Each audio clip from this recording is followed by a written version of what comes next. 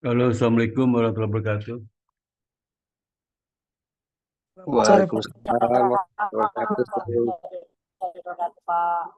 Oke, hari ini hari Sabtu ya, Sabtu tanggal 26 Oktober 2026. Itu kuliah terakhir, nanti UTS-nya minggu depan ya, Sabtu depan atau satu lagi.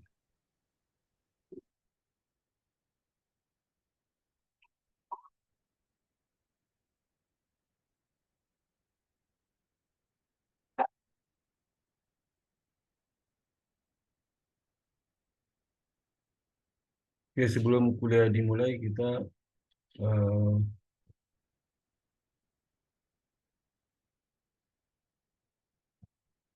isi dulu apa absensi ya, cek kehadiran saudara untuk bukti kita kuliah hari ini.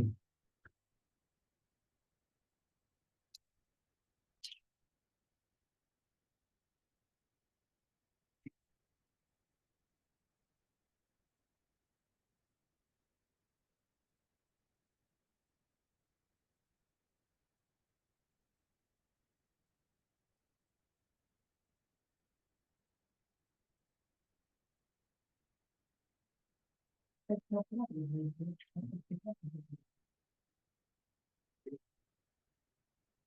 Saudari Arius, Ada saudara, Pak, hadir Pak. saudara Asmi, Hadir, Pak. Bu Ayu, Hadir, Pak. Kristiana, Bu Kristiana ada, Bu Poni, Ibu Poni ada nggak ada? Bu Helena, Helena ada, Helena, Helena ada. Bu Imelda, Imelda ada. Pak Jacob, Pak Jacob ada. Hadir Pak. Hadir Pak. Ya. Kemudian Bu Marcelina, Hadir, Pak. Pak Maisel Richard, Pak Maisel, Bu Nuryati, Hadir Pak. Pak Michael hadir Pak. Hadir, Pak. Pak Nuryati ada, Bu Nuryati, Hadir, Pak. Hadir, Pak. Pascalina, Hadir Bapak. Sulaiman, Bu Mulida, Hadir, Pak. Saya, Pak. Pak Budiono, Pak Budiono ada, Bu Maria,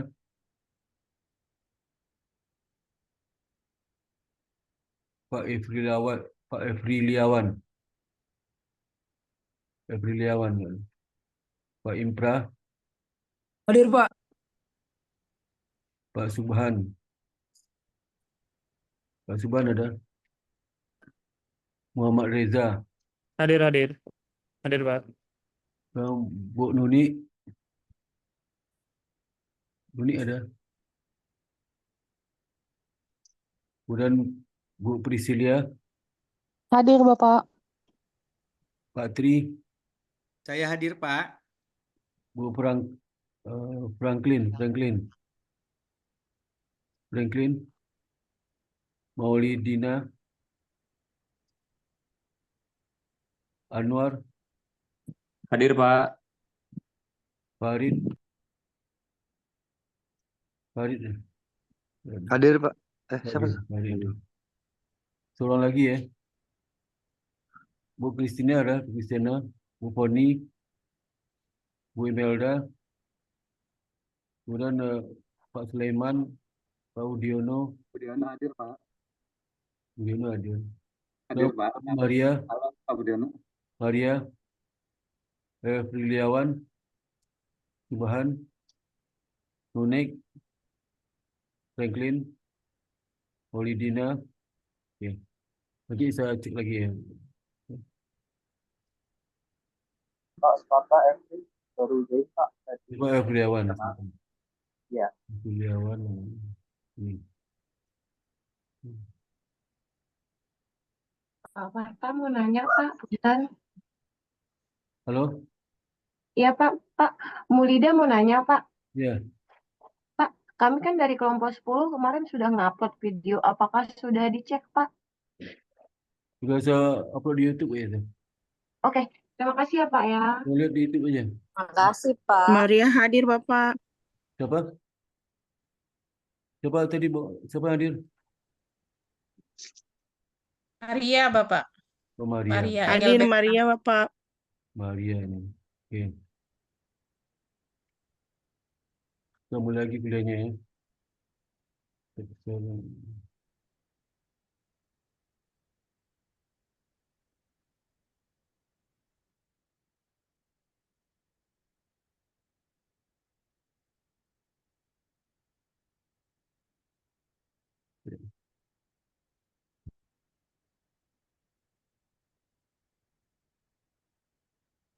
Oke, sekarang kita diskusi mengenai capital adequacy, kecukupan modal ya. Ini satu persyaratan sangat penting di perbankan itu ya. Tanpa bisa memenuhi, tanpa kecukupan ini, bank itu tidak bisa beroperasi. Ya. Jadi ada ketentuan dari OJK, ini kan bank sentral, bank OJK, itu ada modal minimum yang harus dimiliki oleh perbankan. Kalau tidak, kena sanksi dan juga ujungnya bisa ditutup bank itu. Jadi penting sekali capital adequacy ratio jadi perhatian bagi perbankan. Itu tujuannya lah untuk melindungi kepentingan nasabah perbankan sendiri. Ya. Karena sumber dana nasabah yang tertanam di perbankan itu cukup besar ya. Besar, mungkin sekitar 70%, 80% sampai 70%. Ya, harus dilindungi. Ya. Nah, kecukupan modal ini tentu saja terkait dengan risiko yang dihadapi oleh perbankan. Risiko yang dihadapi oleh perbankan itu ada bumpernya dalam bentuk modal disediakan oleh bank. Jadi tidak semua aset itu di apa di backup oleh modal perbankan. Jadi yang di modal perbankan itu adalah aset yang berisiko saja. Aset berisiko dan juga ada beberapa jenis risiko yang boleh di backup, seperti misalnya ada 3 jenis risiko kalau di ketentuan OJK itu ada 3, itu risiko kredit, risiko pasar, dan risiko satu lagi risiko operasi. Jadi kalau risiko aset itu terutama aset produktif ya. Jadi bagaimana kalau risiko aset berarti risiko kemungkinan aset itu tidak kembali, tidak bisa bank itu menarik kembali, seperti pokok dan bunga. Pokok dan bunga itu kalau seandainya misalnya eh, pokok dan bunganya kembali 100% adalah 120 ya. Nah, kalau seandainya diterima cuma 100, berarti ada 20/100 yang risiko dari aset itu. Itu risiko kredit. Di kredit itu, kalau di risiko kredit itu adalah semua aset produktif ya. Tidak hanya kredit diberikan, juga risiko tadi investasi pada bank lain, investasi pada sekuritas itu juga diperhitungkan dalam risiko kredit. Maka dikenal juga berapa risiko kredit itu bentuk ATMR ya. Jadi ATMR itu aset tertimbang risiko. Ya, ATMR dari aset itu berapa sih? Misalnya seperti BRI itu hampir 2.000 triliun. Tentu saja tidak semua aset itu berisiko ya. 2.000 triliun hanya berisiko aja dan dihitung. Kemudian juga seperti misalnya risiko pasar, market risk ya, itu perlu di backup oleh kapital modal perbankan. Kemudian juga risiko operating risk ya. Jadi masing-masing harus ada cara menghitung, bagaimana menghitung aset tertimbang risiko atau beban modal risiko ya. Dari setiap risiko pasar, risiko operasi, gitu, market risk atau risiko operasi. Nah, kemarin sudah kita uh, jelaskan bagaimana bank itu menghitung ATMR untuk risiko pasar, risiko operasi, risiko pasar, risiko operasi. Nah, itu disebabkan oleh perbankan, oleh modal perbankan. Jadi maka dalam capital adequacy itu, adequacy ratio itu rumusnya lah modal dibagi dengan ATMR. Ya. Jadi bagaimana modal bisa mengcover ATMR, aset berisiko, kemudian juga aset risiko pasar, risiko uh, operating, ya, operating risk, operating and teknologi risk. Nah, gimana kalau cover dari equity itu. Dan ketentuannya itu ada risiko dari uh, equity yang bisa digunakan, berapa jumlah equity yang mengcover risiko-risiko itu ya. Itu tergantung dari ketentuan berlaku setiap negara. Ini bisa ada 5%, ada 6%, ada 10% ya. Ya. Ada berapa? Ada 8% ya, 6,5% tergantung ketentuan. Jadi misalnya kalau dari hasil uh, beban modal risiko itu, beban modal risiko misalnya di tiga itu dapatnya 100 triliun. 100 triliun, maka nanti equity itu harus, misalnya kalau di 8% dari 100 triliun. Jadi 100 triliun kali 8% berapa itu? Itu equity harus dimiliki. Kalau 10% kan 10 triliun. 8% dari 8 triliun. Jadi 8 triliun harus dimiliki modal. Kalau dari 100 triliun berarti modal 8 triliun. 8 triliun. Jadi 8 triliun bisa mengcover risiko yang akan terjadi tiga jenis risiko itu sebesar 8%. 8%. Ya. Nah, pertanyaannya kenapa cuma 8%? Ya? Kenapa nggak 100%? Ya. 100% nggak mungkin karena risiko itu probability kejadiannya rata-rata sekitar 8%. Ya. Probability kejadiannya. Risiko itu. Jadi risiko itu kemungkinan terjadi 8% atau 8,5%. Jadi tergantung data historis. Jadi Bank Sentral itu bikin kebijakan di samping dia benchmarknya ketentuan dari Basel itu ya. Basel itu juga ketentuan dari Basel itu juga melihat rata-rata industri perbankan di setiap negara dan juga yang paling penting adalah data statistik dari perbankan nasional. Ya, berapa risiko yang akan datang, berapa persen jadi berapa persen dari apa dari aset berisiko sama uh, pasar berisiko, market risk sama uh, operating risk. Ya. Jadi itu filosofi dari capital adequacy itu. Bagaimana modal itu bisa mengcover risiko akan terjadi tiga jenis risiko itu. Risiko kredit, risiko pasar, risiko operating. Kalau dulu waktu Basel One kan cuma satu aja, risiko kredit ya. Dia belum mempertimbangkan risiko pasar, risiko operating. Karena ini masalah pengukuran risiko. Jadi tidak gampang juga membuat pengukuran risiko. Seperti misalnya di Indonesia itu risiko operating risk kan juga belum mapan itu. Risiko operating risk, risiko market risk. Market risk mungkin menggunakan seperti kemarin kita pelajari itulah menggunakan DR ya, DR.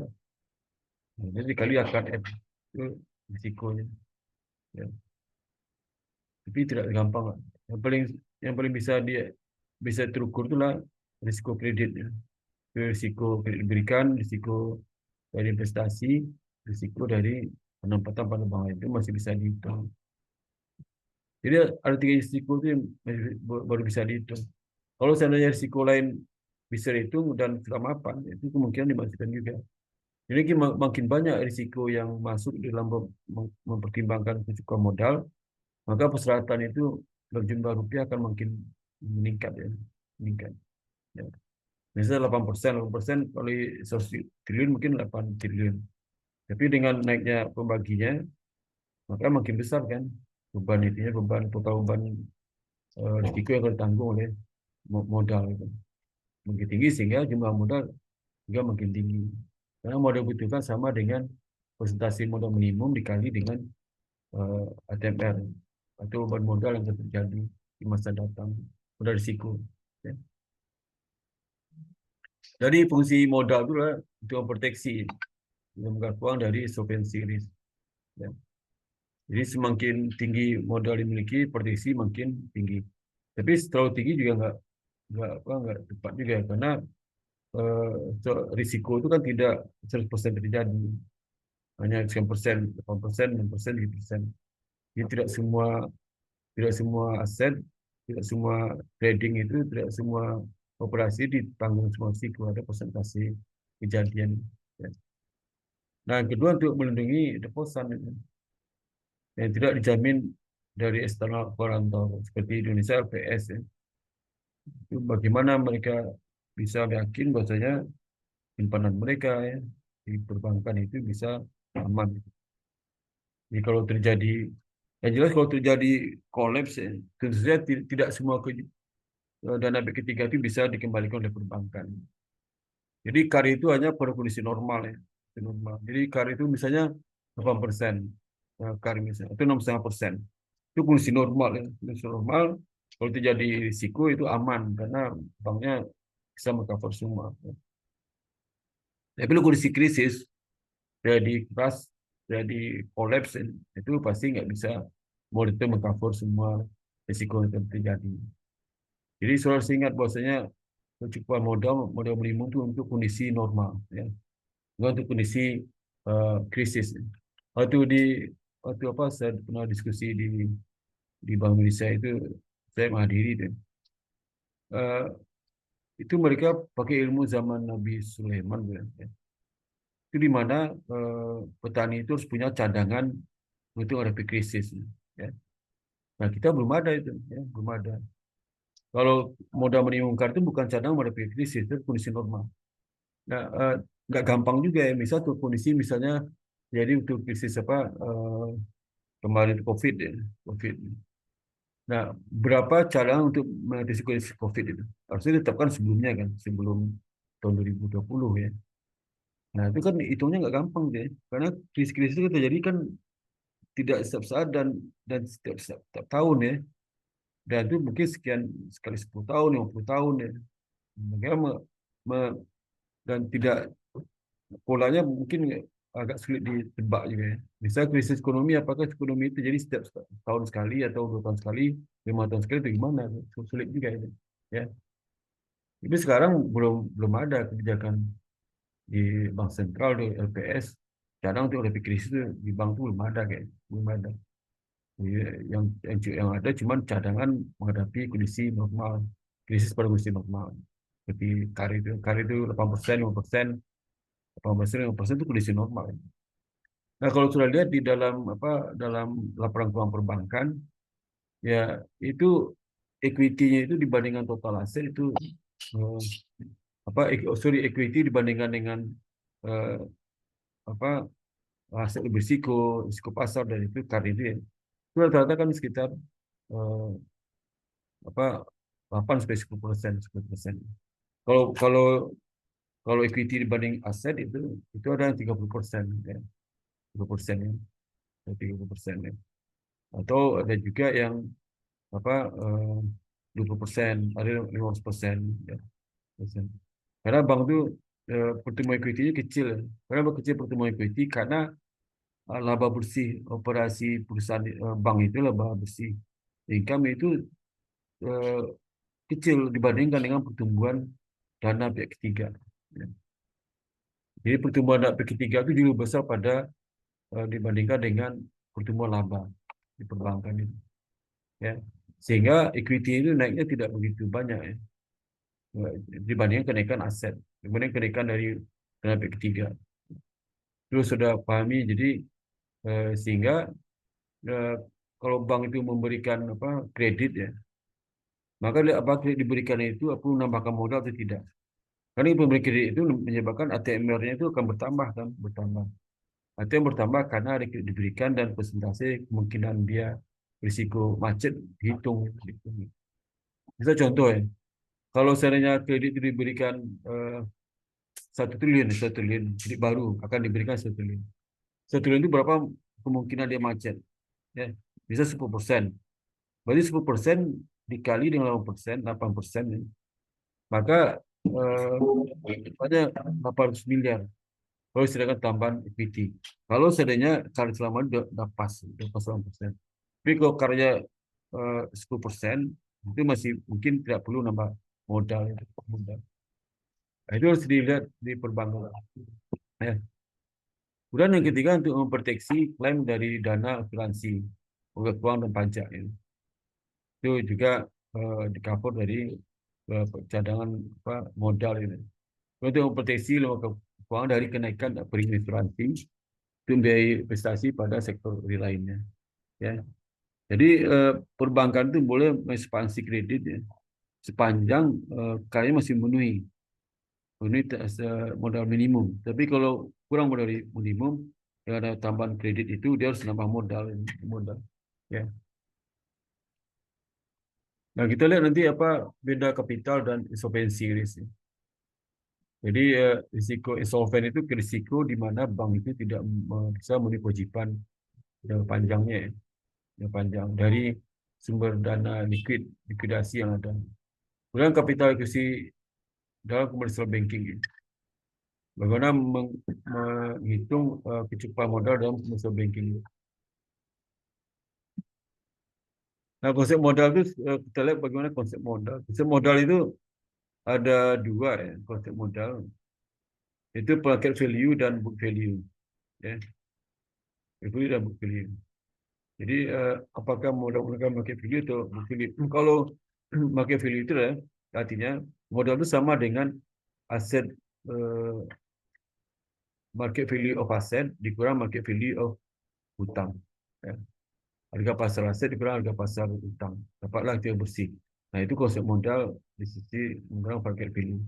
Kalau book value itu aset tercatat di pembukuan dikurang aset tercatat di aset tercatat di pembukuan dikurang hutang tercatat di pembukuan. Ini kalau di neraca itu total aset dikurang total hutang. Dapat book value. Ya. Dan aset itu dihitung bukan berdasarkan market value tapi tercatat secara historis. Nilai pasar dari aktiva bersih itu bersih itu akibat dikurang hutang. Disebut dengan economic net worth, dapat melindungi lembaga keuangan dari insolvency risk. Ya. Jadi kalau makin besar maka kemampuan insolvensi makin tinggi. Karena asetnya makin tinggi besar dibandingkan dengan hutang.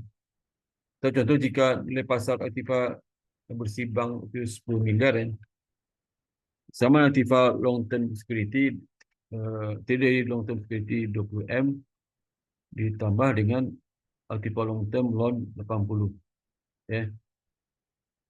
Boleh kurang dengan liability 90 ya.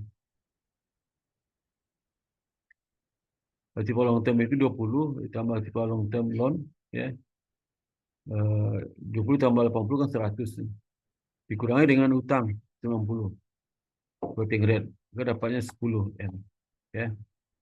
Nah kalau berdasarkan harga pasar bisa jadi tidak 10M. Tentu saja kita menghitung berapa harga pasar di aktiva long term sama harga pasar dari aktiva long term loan aktiva long term loan security long term loan hutang ya. Bisa beda. Bisa kalau terjadi penurunan misalnya loan dari 80 ke 72 ya. 80 ini yang tadi lah sama nilai-nilai aktiva long term loan ya. Nah, 80 jadi 72. Itu ini berapa? Turunnya adalah 8 ya. Maka net worth-nya akan turun menjadi 2 juta ya. Jadi 2 jadi berapa? Tadi long term loan-nya lah 80 ya. Turun jadi 72 berarti 8M ya. Maka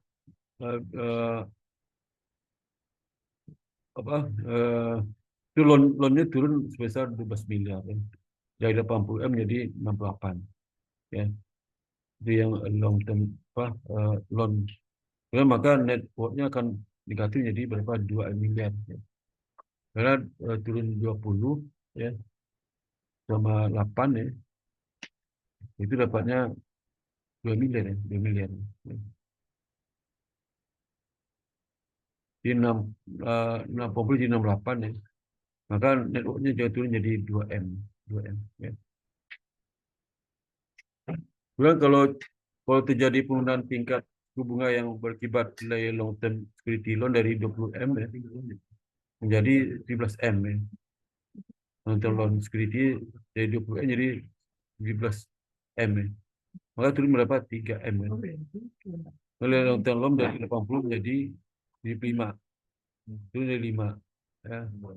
Maka short-term loan-nya dalam operating rate sehingga nilai pasar tetap maka network-nya akan turun jadi 2M. Negative risk meningkat ya. Ya. Itu maksudnya. Jadi ada penurunan nilai. Jadi kalau equity itu dibandingkan equity yang dicatat dengan equity yang pasar. Pasar.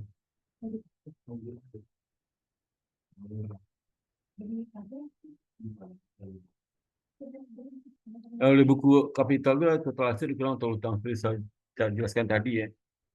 Jadi itu nilai buku. Kalau di neraca di mana nilai buku dicatat? Dilihat ya. Di neraca ya. Jadi nilai buku itu sama dengan tipe bersih. Tipe bersih itu nilai buku dari perusahaan itu ya. Book value kapital. Nah, dampak interest rate terhadap credit risk terhadap nilai buku ya.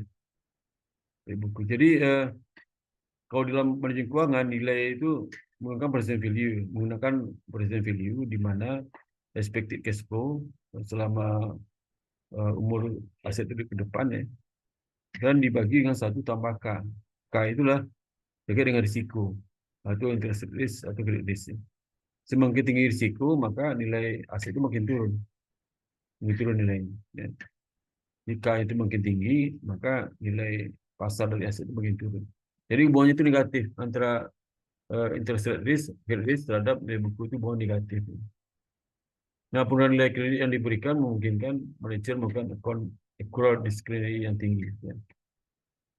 Jadi sehingga credit risk tidak berdampak pada book value capital. Ya. Nah ini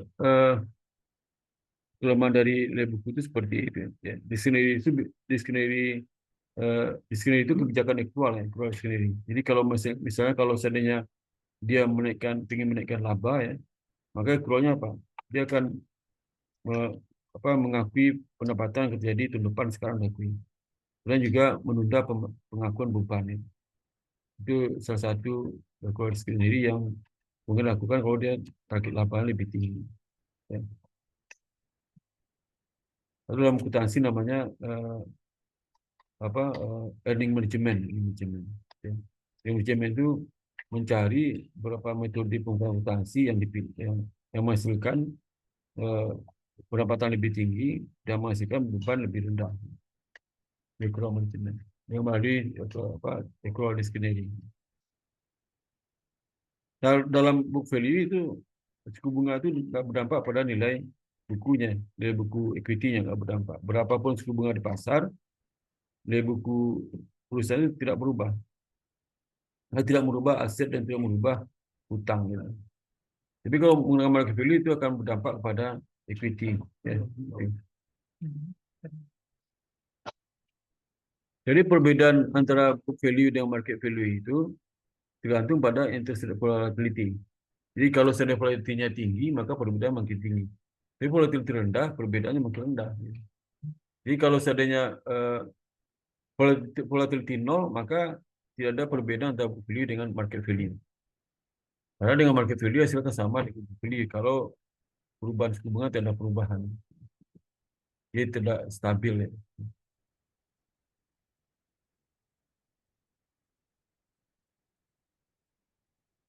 Yang perlu ada monitoring terhadap nilai-nilai aset yang dimiliki perusahaan. Terutama dalam melihat bagaimana perkembangan suku bunga ya. Jadi melalui apakah oleh derivatif dan sebagainya. Nah, perbandingan market value dengan book value sering disebut price to book value. Price to book value itulah price dibagi dengan nilai buku. Ya. Pricing dibagi nilai buku. Jadi harga saham per lembar dibagi dengan harga pasar saham per lembar dibagi dengan harga pasar saham dengan nilai buku. Okay. Jadi kalau seandainya tidak ada pergerakan maka PBB 1. PBB 1 maka dapat dikatakan ini perbedaannya makin nol, nol. Jadi kalau mendekati 1, produknya makin mendekati 1.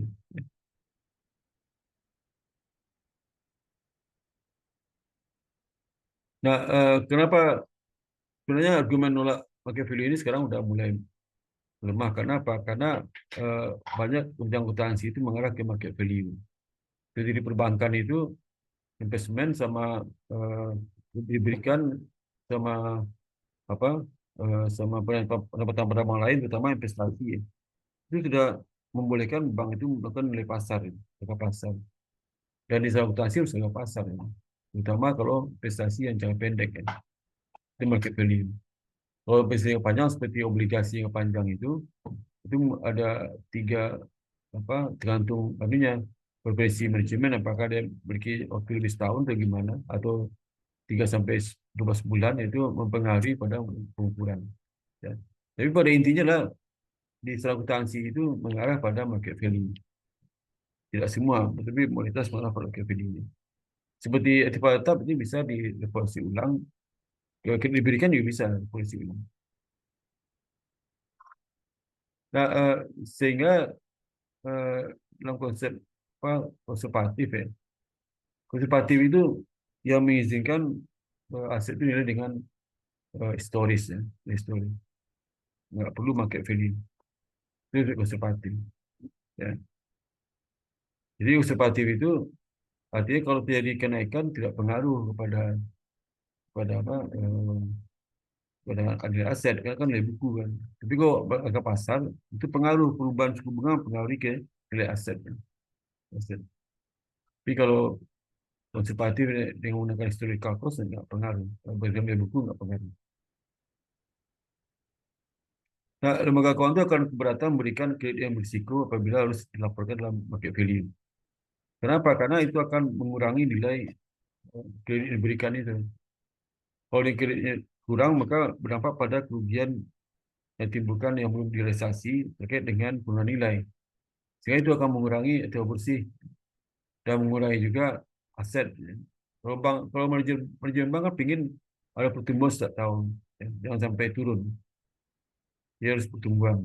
Jangan sampai dengan dengan apa menggunakan harga pasar aset mah turun.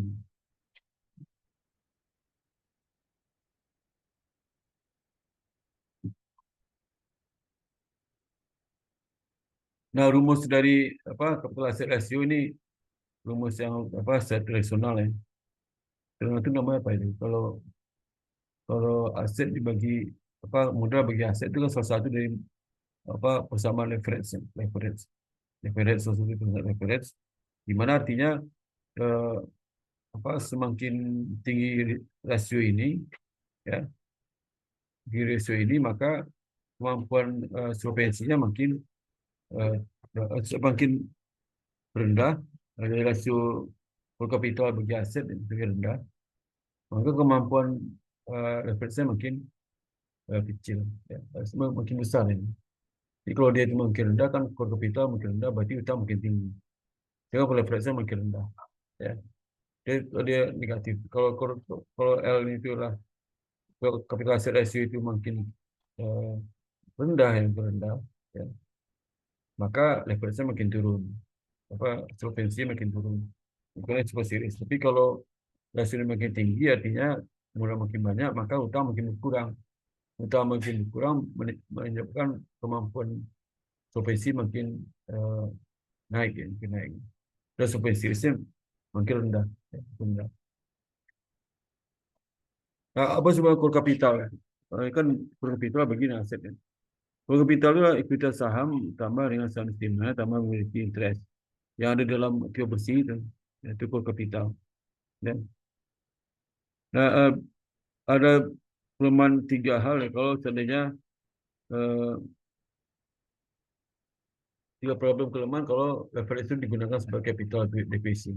Leverage tadi itu. Ini kan rumus konservatif ya. Pertama lah market value, market value pasar. Dia belum menggunakan market pasar. Dia pembagi aset itulah masih aset yang buku. Kalau aset risiko tidak tercover dalam capital asset ratio ini.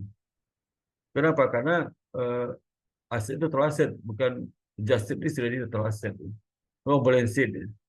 Mereka tidak mempertimbangkan balance sheet.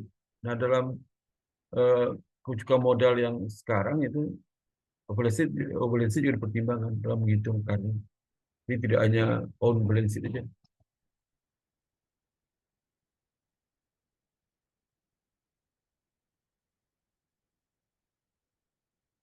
Nah, ada kelemahan pada rasio itulah maka Bank International Settlement ya, itu bank sentralnya internasional ya, itu menggunakan risk based capital ratio ya, sebagai pengukuran kecukupan modal. Ya. Jadi tadi ini kan aset itu total aset itu mempertimbangkan risiko. Nah, kelemahannya ini mengenai market value, asetnya tidak dipertimbangkan, balansinya tidak dipertimbangkan, ya. Sehingga tidak adil menggambarkan kewajiban bank itu di masa datang. Ya.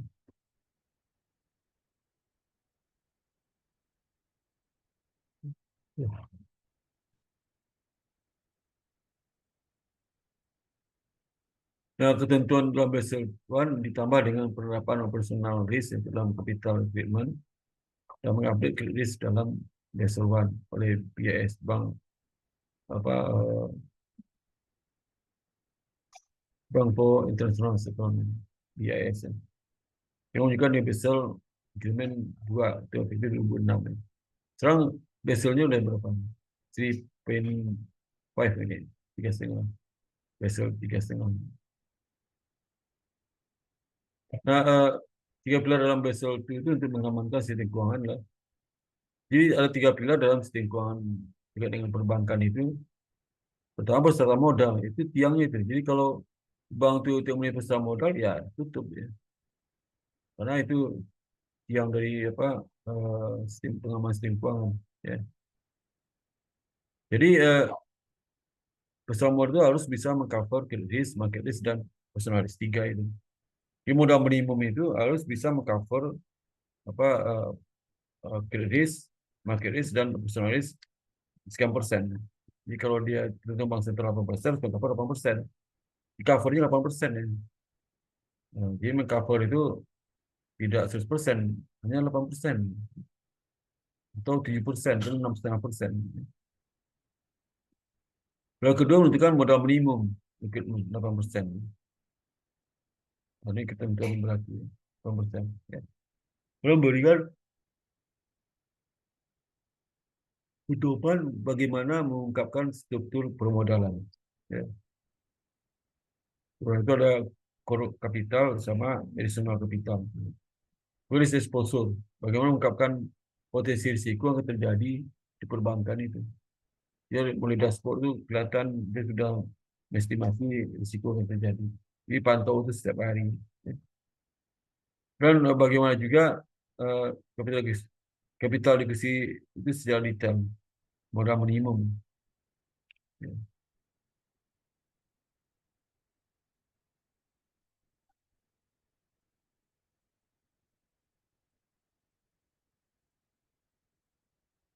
Nah, total risk based capital ratio itu adalah total capital itu core capital tambah additional capital. Ya. Dibagi risk adjusted asset. Titik.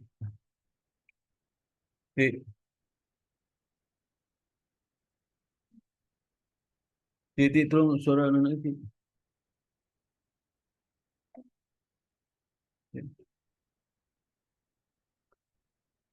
Jadi dan dipecah di dua teruan skor capital ratio. Skor capital hanya teruan aja ditambah dengan credit risk adjusted asset. Jadi ada dua ya. Pertama total capital, skor capital tambah dengan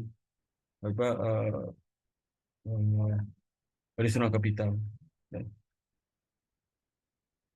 Nah kalau dia total 8%, kalau di khusus untuk teruan itu di bawah 4%.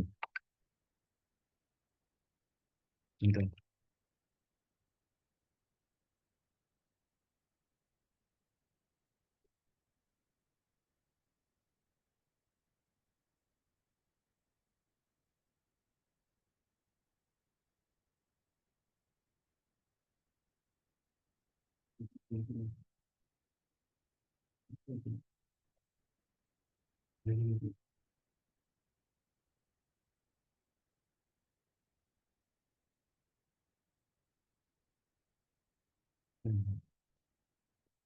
Sesuai dengan ini.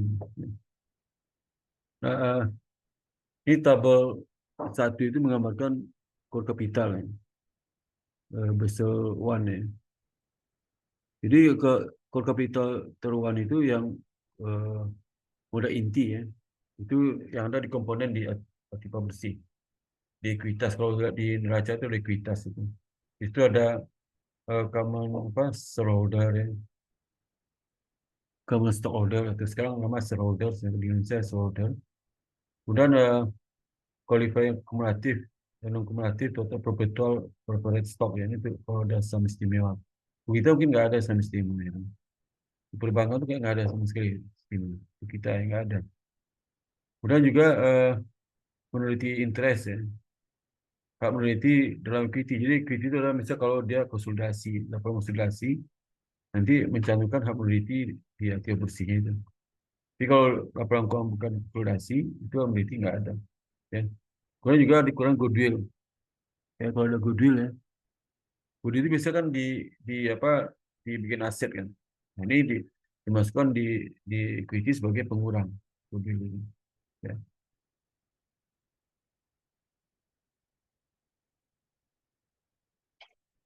Nah, ini kalau core capitalnya, kalau equity yang dibagi itu hanya core capital itu 4%.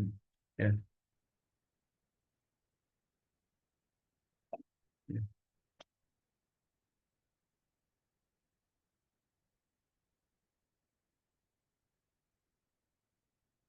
Itu suara agak berisik sedikit Mas, Bapak Ibu ya. Maaf aja ini ada acara di anak saya. Ya.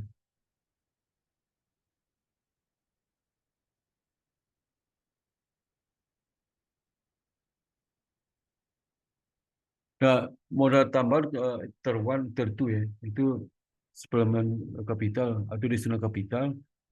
Apa aja additional kapital itu? Ya?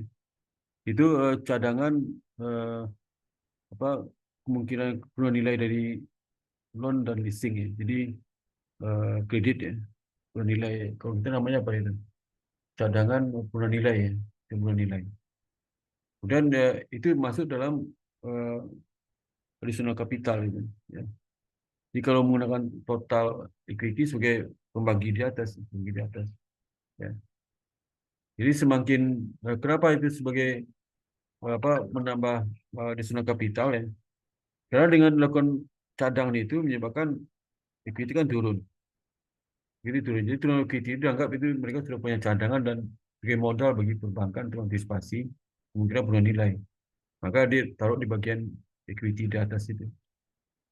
Kemudian juga perpetual forward stock ya.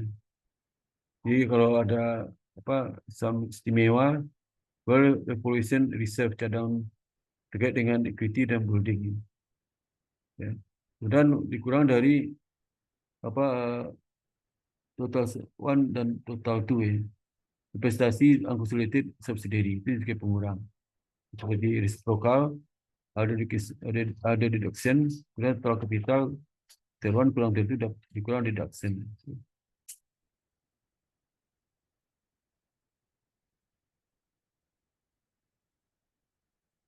Nah kalau kita lihat kalau di dalam waktu Basel One ya, Basel One itu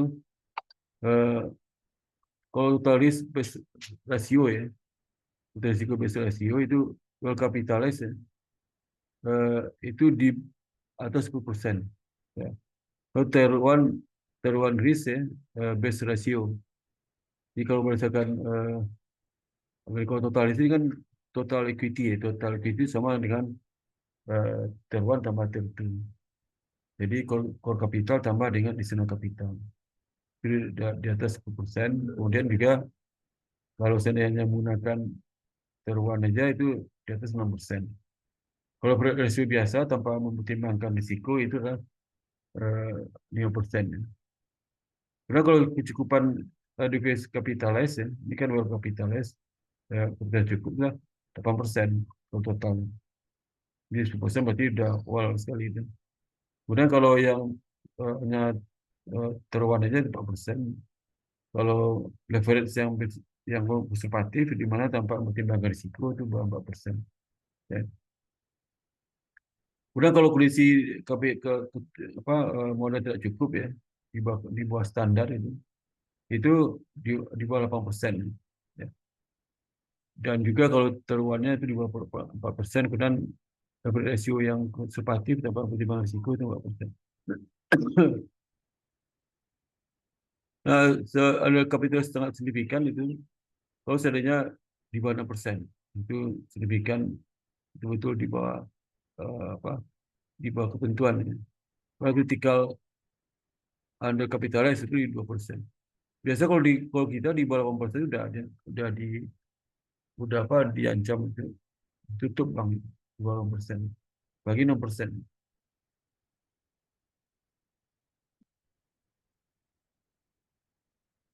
Nah, ada beberapa kategori untuk menghitung berapa dari total aset itu yang berisiko ya. Kalau kategori pertama seperti cash, saldo cash itu risiko kan nol. Kenapa nol? Kalau dia memiliki jumlah cash 100 miliar, semua kan bisa dibelanjakan, semua bisa dipakai. Jadi nggak mungkin dia punya cash 100 miliar, yang bisa dibelanjakan cuma 80 miliar, 20 miliar, duitnya nggak laku. Itu berarti ada, kalau gitu seperti itu berarti ada risiko. Ini kan nggak ada, 0% nggak ada risiko. Kalau kategori 2, kalau aset itu masuk kategori 2, seperti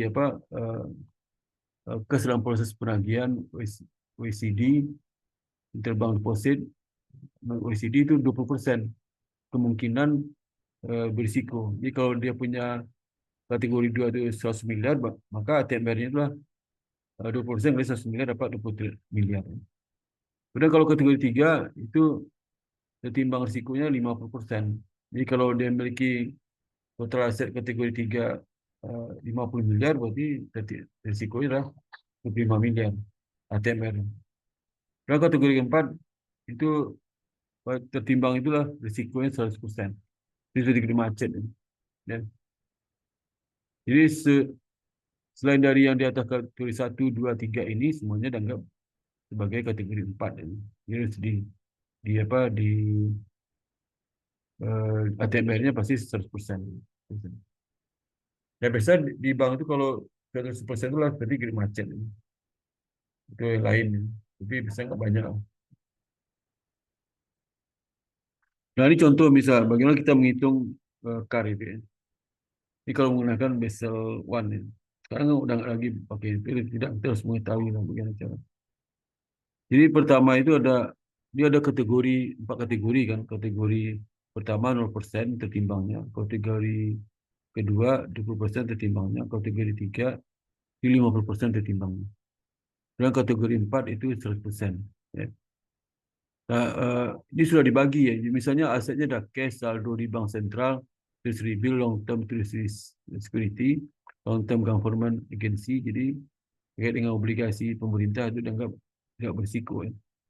Nah itu ketimbangnya 0. Jadi kalau dia memiliki kategori pertama sebesar berapa nih? Sebesar 170 juta ya. Maka risiko ATMR-nya 0, nggak ada. Karena dianggap itu semuanya bisa kembali semua. Uang bisa dibelanjakan semua, nggak ada yang tolak ya. Kalau dia obligasi pemerintah itu bisa dijual pada harga nominal, harga pasar ya. Kemudian kalau kategori kedua, di mana ATMR 20% dari total saldo kategori kedua itu contoh item yang masih proses penagihan ya. Long term government agency, kemudian general obligation principal ya.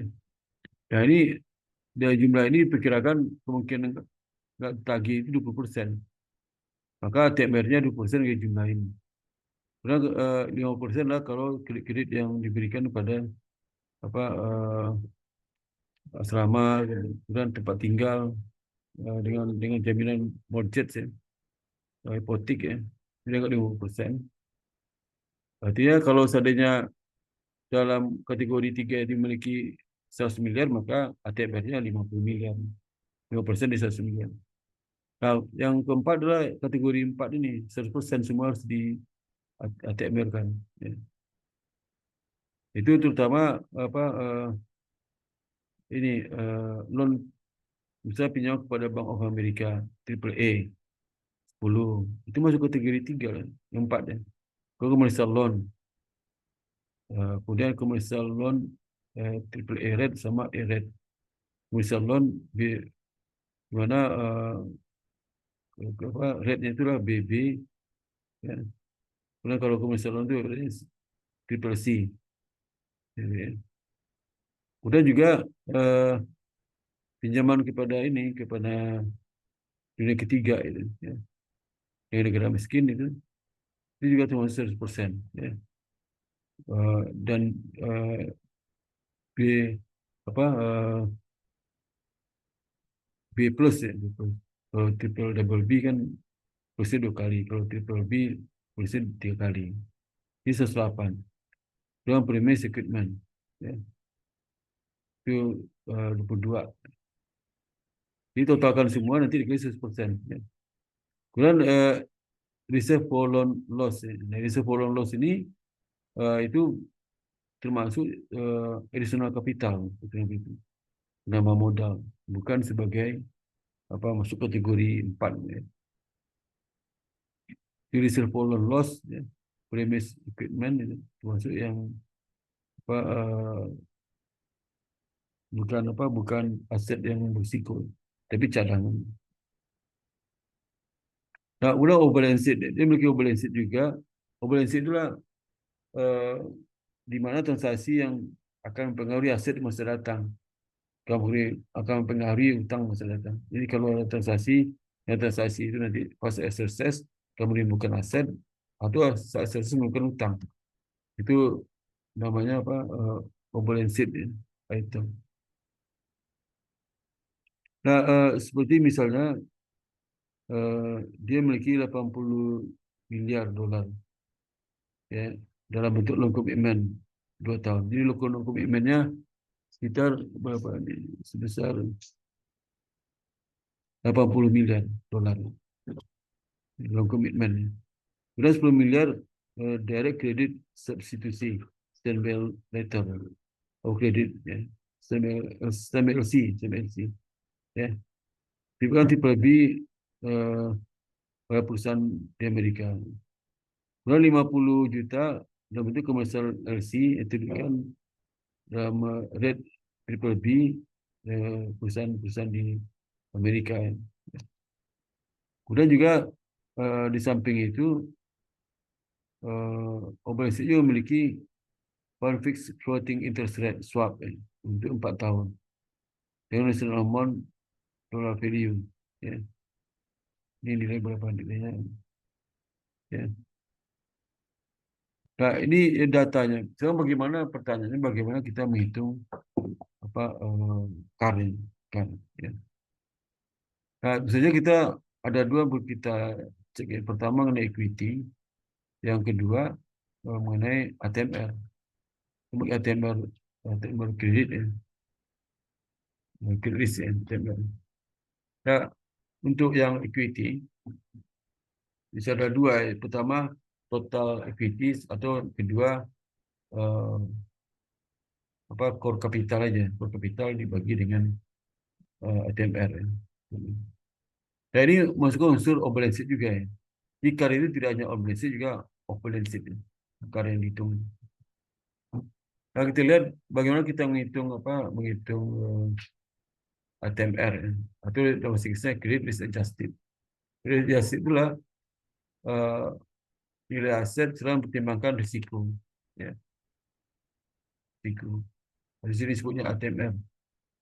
Aset apa aset tertimbang untuk risiko ATMR. Nah, kita lihat kita totalkan ya. Nah, kalau ATMR itu kan kita kalikan bobot dengan saldonya kan. Di kelompok 1, 2, 3. Nah, dari sini kita lihat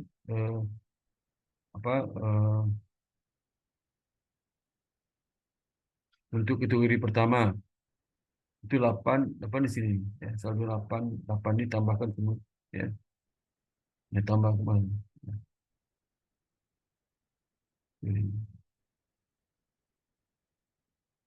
Ini. Jadi kategori pertama totalkan 8 ditambah 13, ya.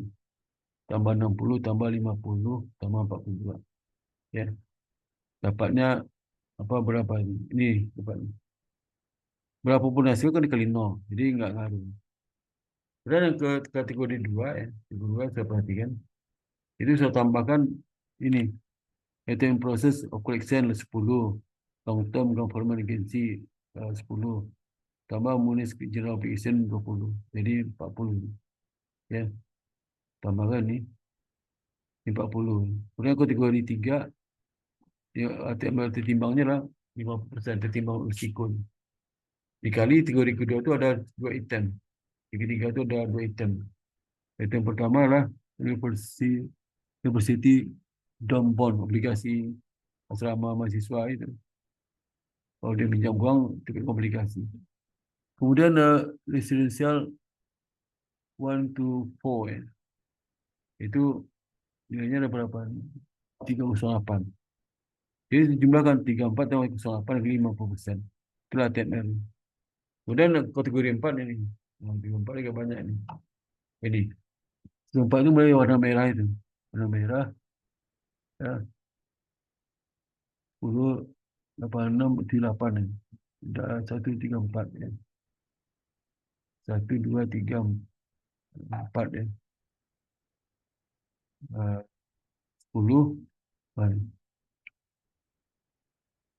10, 55, 75 dan 10. Ada 4 ya. Ada 4. 10, 55, 75, 90. Oh, ada banyak ni. Ada banyak yang. Ini merah itu berbeda dengan besar tu ya. Besar 1, besar 2 bedanya merah itu. Merah itu berbeda dengan besar itu. Ya. Ya.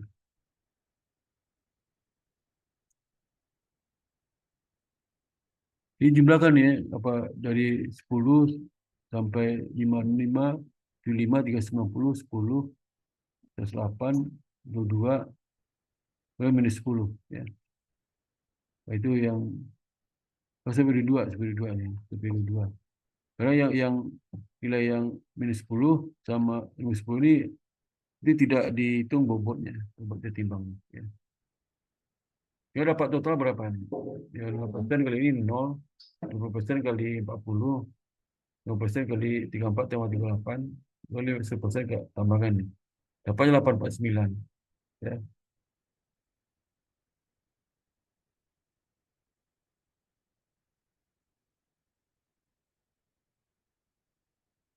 Jadi artinya apa? Artinya di sini dengan total aset itu sebesar berapa? Sebesar 1215 ya, 1215 ya.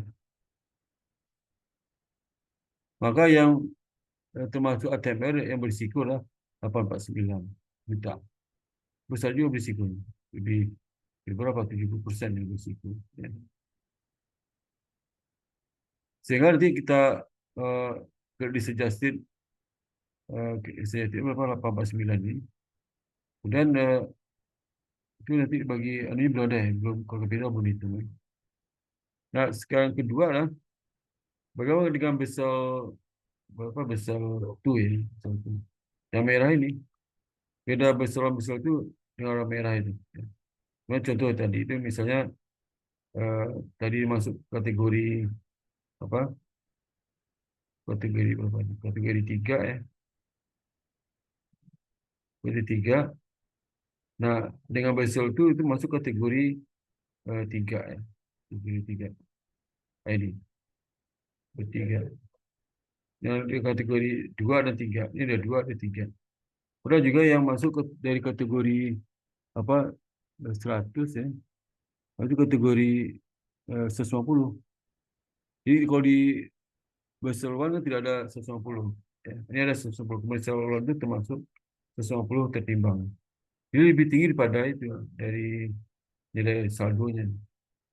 Saldonya 10 berarti tertimbangnya 100. 50 kali 10. Ya. Lebih tinggi Pak. Sehingga dengan Basel itu aset timbang turun ya, turun. Jadi artinya Basel itu eh, membantu manajemen bank. Jadi membantu bank yang terlalu berat ya. Karena ATM-nya lebih kecil. Makin kecil ATMR, maka kewajiban ulang melimunya makin rendah. Ya. Tapi kalau ATM-nya makin tinggi, kewajiban melimunya makin tinggi. Makanya bank-bank yang macet kreditnya berdampak kepada ATMR, dampaknya ke KAR. Ya. KAR yang harus dipenuhi jadi tinggi ya. Tinggi. Kalau banyak macet juga. Oh.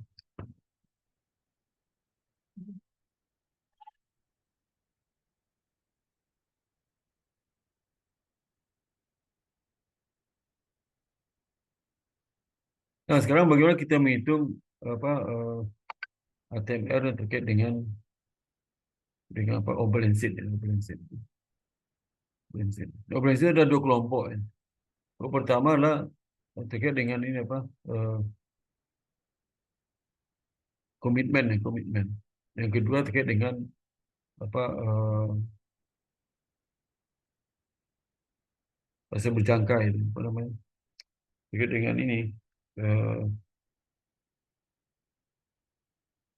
transaksi yang sifatnya derivatif ya, derivatif. Dua itu. Nah, bank sentral itu mengatur kalau dia komitmen seperti apa ya. Ya, konversinya. Berarti contohnya terkait dengan penjualan pembelian kembali instrumen. Tiba itu 10% konversi. Jadi konversi itu maksudnya kalau seandainya konversinya 10%, berarti kalau populasi itu 100, maka kalau dia masuk konversi aset, maka 10% dari 100. Berarti cuma 10.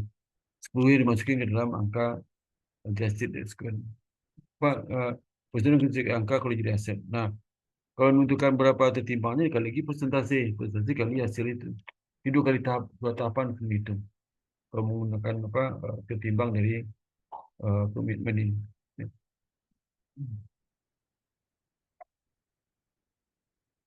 Jadi ada konversi pasti maksimal 100%, nggak mungkin lebih 100%. Jadi konversinya maksudnya dari on balance sheet jadi kan on balance sheet. Ya. Berapa persen? Jadi misalnya kalau seandainya option, berapa persen dia menjadi aset jadi utang, berapa persen itu konversi. Ya. Jadi sudah ada tentuannya kalau seandainya performance related sustainability berapa persen. Ya. Kalau sudah punya apa transaksi apa LC ya, saldonya sampai outstandingnya 100 juta, berarti ini akan digunakan dalam perhitungan ETFR sebesar semuanya 100%. Ya. Persen kali jumlah transaksi yang ilegal itu.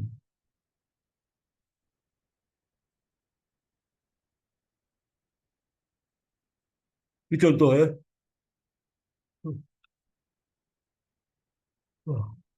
Ini contoh di soal sebelumnya itu. Jadi kompetensi yang dimiliki ada yang terkait dengan apa jaminan itu komitmen. Misal loan komitmen, STBLC, commercial ini kategori apa kategori kompetensinya termasuk komitmen. Nah kalau dia loan komitmen itu konversi 0,5 artinya apa? Dari loan komitmen 80%, 80 juta itu kemungkinan jadi loan kalau dicairkan oleh debitur sebesar 50%. 0,5. Jadi 40. Jadi kredit kevalan amount itu 40 juta.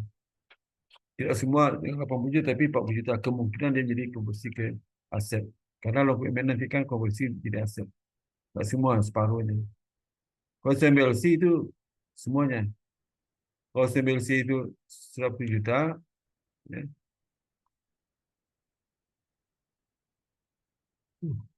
Kalau konversi itu 100 juta juga. Kalau konversi 1. Jadi nilai on balance sheet itu diakui besar nilai itu jadi on balance sheet. Masuk on balance sheet. Nah setelah itu baru itu rata-rata tertimbangnya risiko. Ya, cuma risiko itu kalau dia loan commitment 100%, kalau SMLC 100% semua ya. Jadi kalau otomatis uh, equivalent amount itu semua jadi apa? Jadi ATML, aset tertimbang risiko. Ya.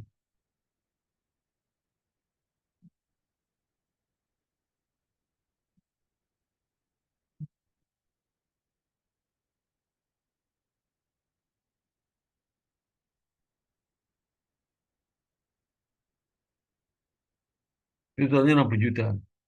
Jadi ada dua tahapan ya. Pertama, kita hitung berapa konversinya. Konversinya kan ada yang 50%, ada 100%, ada 20%. Konversi itu baru dibikin tertimbang risikonya. Nih. Sehingga risk adjusted amount jumlah risiko lah 60 juta. Dari kredit equivalent amount 40, 10, 10 ini semua diakui karena 100% konversinya. Ya, di sini. Ya, begini.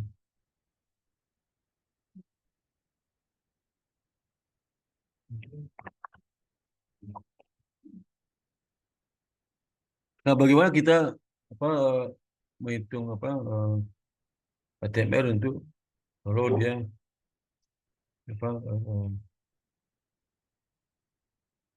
kontrak derivatif ya. Jadi misalnya dia punya kontrak derivatif swap fixed floating ya untuk 4 tahun notional amount 1 juta. Dan satu forex exchange 2 tahun dengan nilai 40 juta. Ya. Ini. Sudah dua yang memiliki kontrak derivatif. Jadi obligations itu sudah dua jenis ya, komitmen sama kontrak derivatif. Nah, derivatif itu ada beberapa step juga dalam menghitungnya. Pertama kita lihat konversinya. Jadi konversi itu potensial jadi aset itu potensial di utang, sama ke tadi itu ada konversi juga. Kalau dia konversinya kalau untuk floating interest rate swap ya, konversi 0,005. Jadi agak kecil karena kan national amount kan. Yang terserap itu national amount. Kalau di tadi komitmen itu kan konversi ada yang 1, ada setengah. Tinggi kan. Nah, kalau ini lebih rendah konversinya. Dan untuk forex exchange itu 0,05.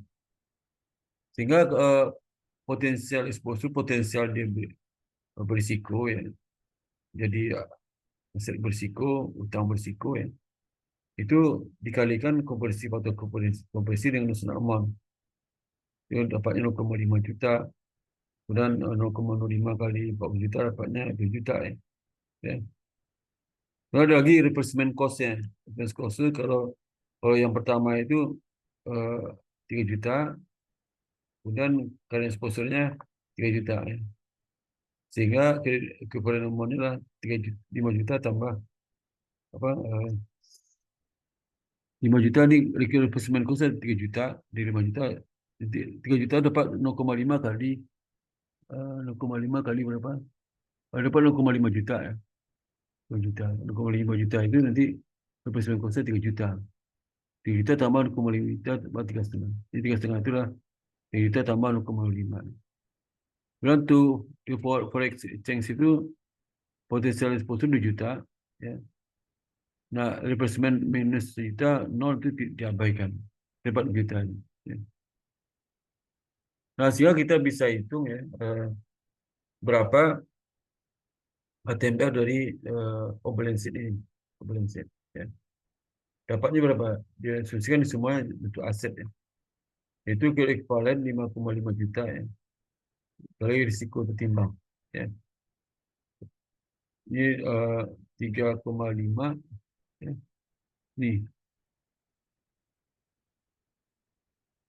5,5 juta dapat di mana nih? 5,5 juta dari 3,5 ditambah digital. Ini untuk yang derivatif ya. Saya dapatnya 2,75 juta derivatif. Kalau Basel itu dapatnya lebih besar. Kenapa? Karena dia Basel itu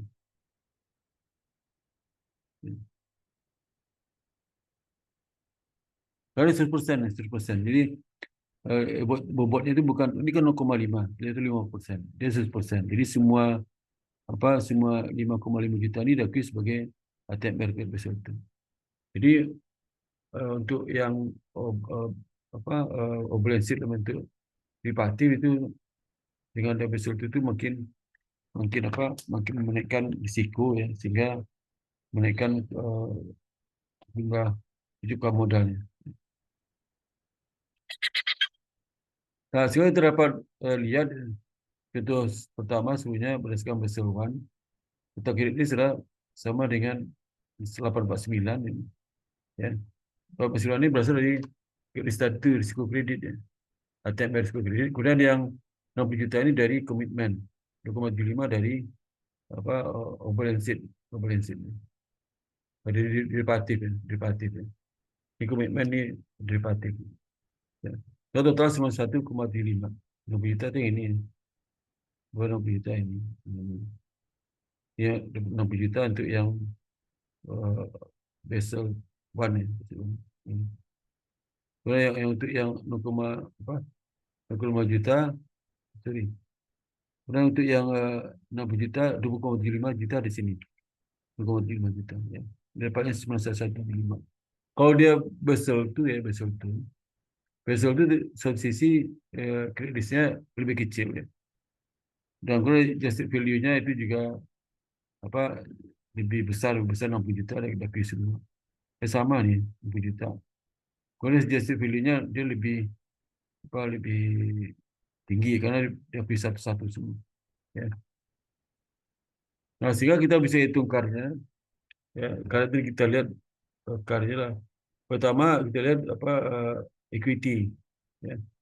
Equity kalau equity 50 juta, kalau additional equity atau core tier 2 itu 45 juta. Jadi total equity cuma 5,5 juta. Ya. Kalau menggunakan Basel I. Ya. Kalau Basel II ini, sorry. Jadi kalau Basel I ya, ini tertu kapital. Ya. Ya. Ini beda sama Basel itu beda ini aja.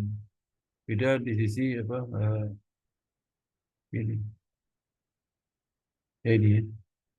Jadi kalau teruan itu 91,5 juta Basel II. Kalau Basel itu adalah 830 ya Basel itu.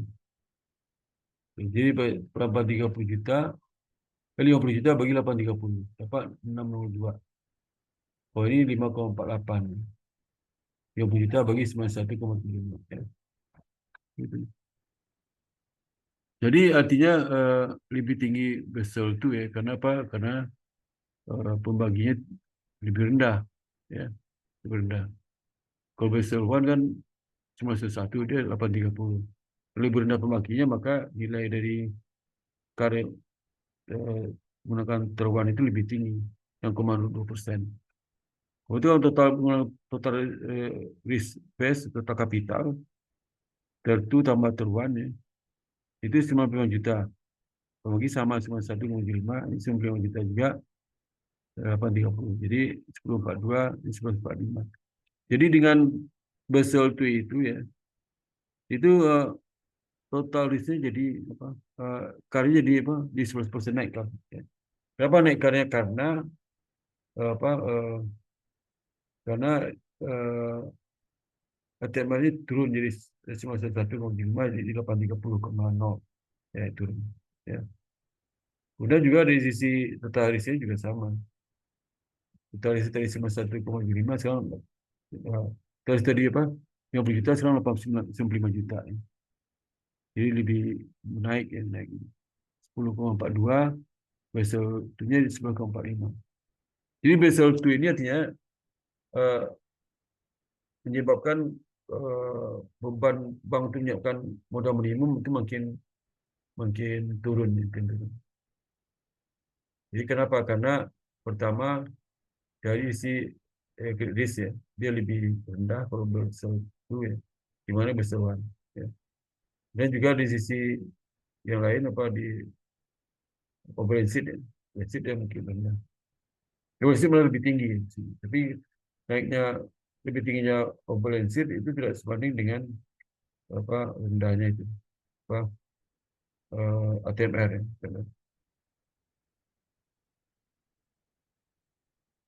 Nah, dalam tentuan regulasi ya, regulasi KAR itu berdasarkan PJK 11 2016 ya. Itu tentang apa modal minimum bank umum ya. Ya. Itu KAR modal inti dibagi ATMR. Jadi modal inti aja ya, KAR-nya itu. Tidak termasuk apa modal additional kapital. Modal intinya bagi ATMR. Kemudian modal inti sama modal inti utama tambah pelengkap ya. Modal inti utama apa? Dari kapital secara kapital ya, kemudian premium ya. Nah, kemudian yang pelengkapnya apa? Pelengkapnya yang apa sama dengan ini additional kapital modal tambahan. Jadi modal intinya ada dua, modal inti utama sama pelengkap. Jadi inti di sini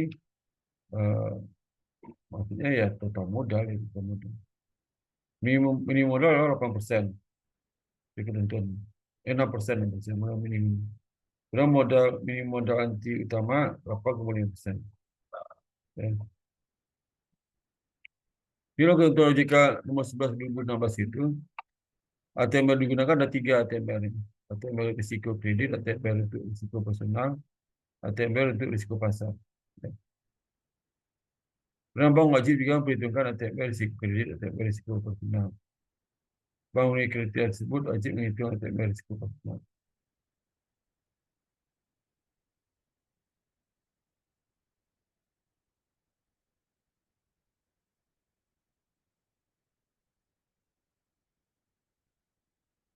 Nah, bank itu wajib mempertahankan ATMR tersebut ya.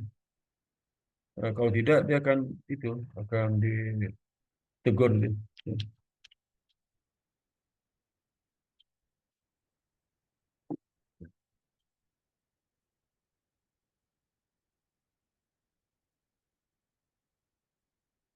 Jadi apabila bank tidak mencukupi ATMR-nya, cukupi KAR ya, karena ATMR tinggi, maka harus tambah modal. Kalau bisa tambah modal berarti berikan beberapa kesempatan ya, jangka waktu, kalau tidak ditutup bank. Ya. Nah, bagaimana menghitung ATMR risiko kredit? Pertama dengan pendekatan standar secara desk approach dan atau pendekatan berdasarkan internal rating based approach. Kalau tadi itu misalnya kelompok 1 berapa persen, cash itu 100%, bobot dari timbangnya, kemudian investasi pada bank lain sekian persen, ya.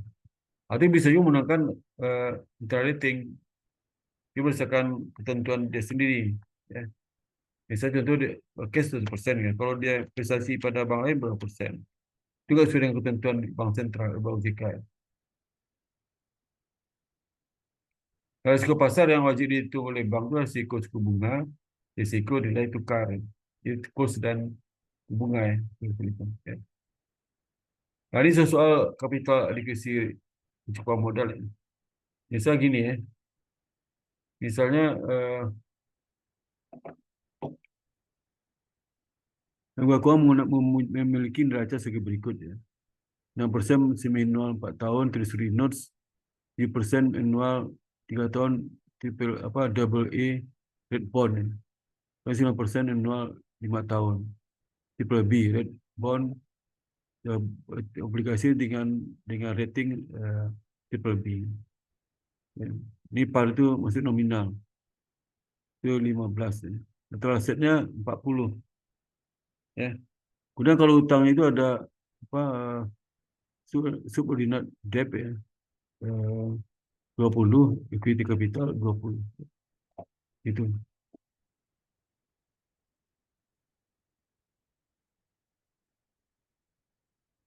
Nah, berdasarkan pernyataan FASB nomor 119 apa pengaruh terhadap modal likuiditas PN bersih dengan suku bunga naik 30 basis point. Tidak dimiliki untuk tujuan perdagangan. Saya berkasikan sebagai dimiliki dengan tempo. Berdasarkan pernyataan FASB nomor 119 dengan perubahan nilai pasar aset disesuaikan dengan laporan baru neraca keuangan. Jadi jawabnya A ini seperti ini.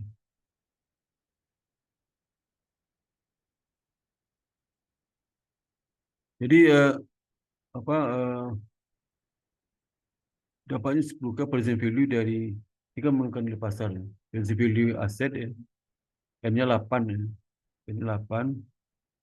Kemudian K-nya berapa? K-nya menggunakan berapa nih? K-nya menggunakan jadi K itu dicari, berapa K dicari? Jadi dengan N8 ya. Terus apa dikali 0,36. 0,36 ya. Ditambah present value di N8 K. K-nya nanti dihitung dikali 12 dolar ya, 12 dolar. Ya. Ini 12 dolar ini ya, 12 dolar. Ini 0,36 ya.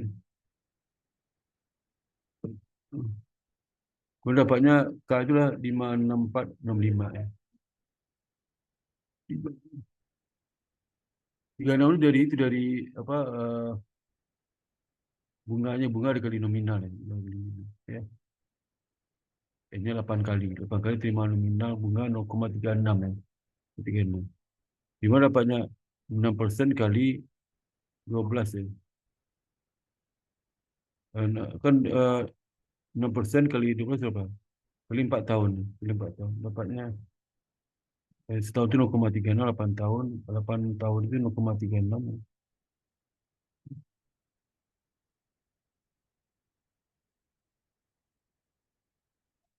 Kalau ini 12 dari mana dapat? 12 itu dari 3% kali 15 ya. 3% kali 15 dapatnya 12 ya. Ya, dapatnya lah apa K itu lah 11,2393 ya. Dapat K. Nah, jika K sama 11,293% tambah 0,3 dapat 11,593 ya. Itu. Bapak, N sama dengan 8 dari mana ya? 8 itu dari ini dari apa dia 4 tahun kan semi annual ya. Jadi dapatnya ini bersebut untuk ini 8 ya. 2 kali 4 8 ya. 8. Ini present value nominal, present value dari bunganya ya. Dapat K-nya 11,29. Itu. Jadi dengan 10 itu kan dengan nilai dengan nilai 10 itu nilai sekarang ya. Nominal di 12 maka K-nya itu 11,93% ya. Itu.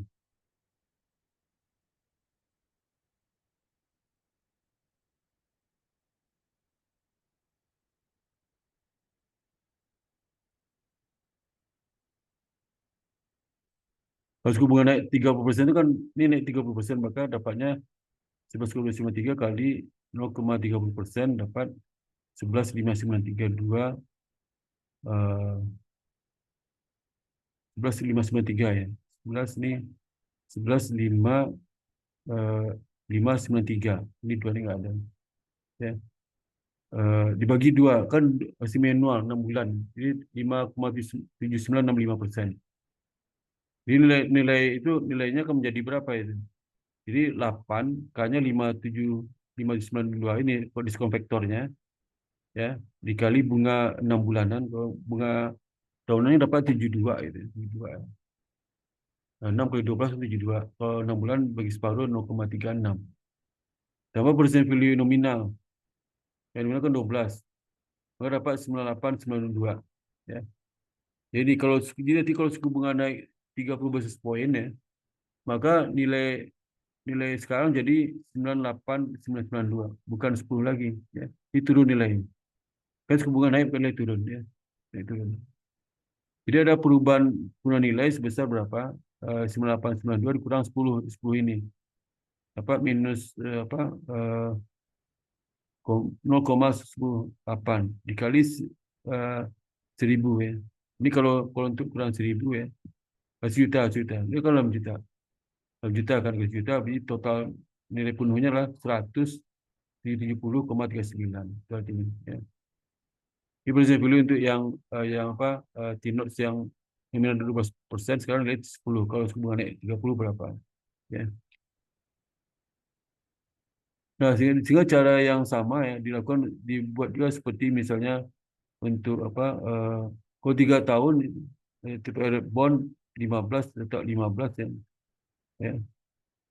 Kemudian juga 9% untuk triple B ya. 15 tetap 15 nilai. Ya. Jadi yang pengaruh ini aja si manual ya. 6% ya. Di obligasi dia menggunakan apa? Book value ya, book value. Ya. Nah, sehingga dengan demikian ya, kalau dia 5% untuk subordinate yang ini nih, apa yang 25 ini, jadi 20 nggak berubah ya, equity 20, maka just equity berapa? Equity sama dengan ini punya nilai minus 10, 10, 8 ini. Ya, ini. Sehingga 39,892. Jadi artinya dengan kenaikan suku bunga 30 basis point, maka nilai aset itu yang mereka value seperti apa manual untuk Tricity Notes ya, itu aset turun jadi 0,0118 atau dalam bentuk juta lah, turunnya dari besar 0,107739 atau 0,1108, ini bulatkan jadi 8 ya. 3892 ya.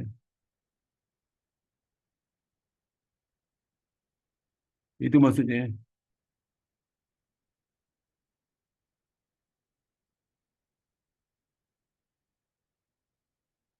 Ya, yang kedua, soalnya State Bank misalnya neraca akhir tahun nih, ada cash atau loan, liability, deposit, sama equity. Jadi pinjaman itulah suku bunga tetap ya, ini fix ya. Pinjaman jangka menengah, sedangkan simpanan berupa jangka pendek ini, deposit ini, dan efek ketiga, harus juga variabel.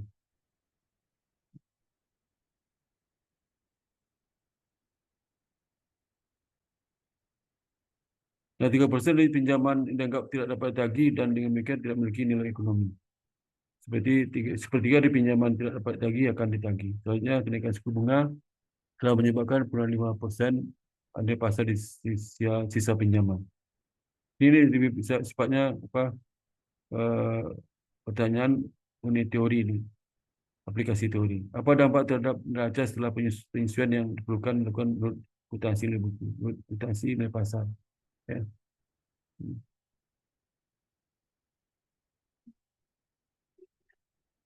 Jadi di buku sesungguhnya penyusunan adalah membangun 1% dari pinjaman. Dengan demikian portofolio pinjaman akan berkurang sebesar 0,9 ya. Dan penyesuaian akan terjadi di akun ekuitas ya. Gitu. Dan buku ekuitas yang baru akan menjadi 9,1 bukan 10 lagi. Dan berkurang 0,9 ya. 1% dari pinjaman ya, bukan 0,9 ya, 1% dari 90 ini.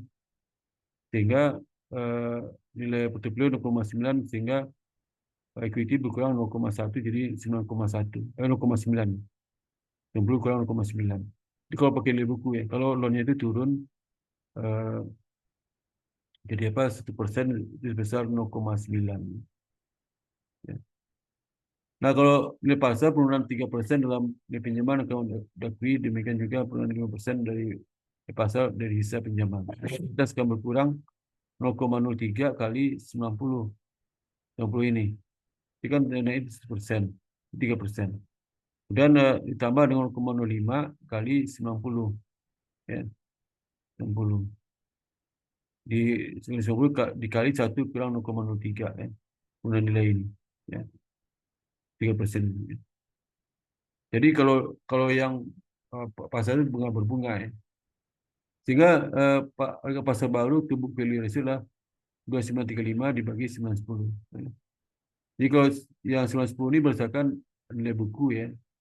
Yang 2935 berdasarkan harga pasar. Jadi book value 0,325 ya. Nah, sekarang juga ini soal yang lebih simpel ya. Ini aset cash treasury bill residential mortgage Kemudian other loans ya. Kemudian deposit dana pihak ketiga, subordinate debenture, common stock, kemudian related earning. Ya. Nah, itu berapa leverage ratio? Leverage ratio itu berdasarkan tanpa mempertimbangkan risiko ya. Jadi leverage ratio apa? Equity equity berapa? Equity-nya 40 tambah 30 dibagi total aset 90. Ya. Ini dapatnya 6,42%. Tapi kalau mempertimbangkan risiko ya, maka adjusted asetnya jadi berapa? Ini kan dia ada persentase. Misalnya 20 tetap 20 tambah 40 tambah 600 tambah 54 ya. Itu dapat 30 ya. Ini apa? Ini pengali tertimbang kalau aset kan kalau yang tertimbang 0%. Kalau yang distribusi termasuk yang 0% buat tertimbangnya. Kemudian yang istilah mortgage itu 50% tertimbang, 600 ke 50%. Kemudian ada loan itu 100%, 30 kali 1. Sehingga TMR-nya 30. Sehingga kalau menggunakan core capital 40 tambah 30 ya, dibagi dengan TMR 30. Jadi dapatnya berapa? 9,5%. Sekarang kalau menggunakan leverage itu berapa? 6,42%. Jadi dengan kare sampai teruan di 9,5%. Ya. Kalau gunakan berapa total ya? Totalnya kita pakai apa?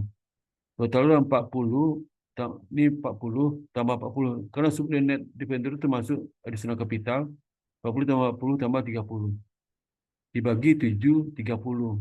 Jadi 30 itu ATM dari atau aset. Dapat 15,07%. Ya. Jadi lebih apa? Lebih tinggi ya menggunakan total risk. Kenapa total risk kapital base capital lebih tinggi? Karena ada tambahan modal seperti subordinate debenture. Jadi ini udah memenuhi syarat bank. Ya. Jadi bank ini masuk kategori well capitalized kategori. Jadi kategori dengan pemenuhan modal minimumnya sangat baik, gitu, sangat baik. Jadi dapat sampaikan. Nah, sekarang mengenai ujian. Ujiannya sudah kan tes ini apa? Buat pulang ya.